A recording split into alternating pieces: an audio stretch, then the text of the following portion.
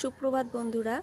আজ থেকে 11 দিন আগে আমি গোলাপ গাছের ভিডিওটা পোস্ট করেছিলাম, একটা ভিডিও পোস্ট করেছিলাম, দেখিয়েছিলাম গাছে কী পরিমাণ পোকা হয়েছে। বলেছিলাম যে আগস্টের শেষে গাছের ডালপালা, গোলাপ গাছের ডালপালা কাটাই ছাঁটাই করতে হবে। তো আমি কিছু ডালপালা কেটে দিয়েছি আমার গাছের।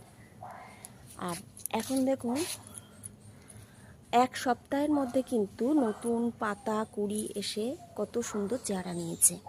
তো সেপ্টেম্বর মাস পড়ে গেছে মানেই কিন্তু গোলাপের ডালপালা কেটে গোলাপে কিন্তু নিয়মিত কীটনাশক প্রয়োগ করতে হবে।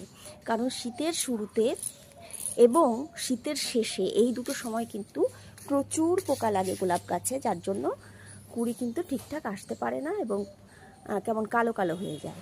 তো গোলাপ গাছ যদি করতে চান তাহলে কিন্তু এখনই কাটাই ছাঁটাই করে নেবেন, এই যে, তাহলে কিন্তু খুব ভালো ফুল পাবেন। এই দেখুন।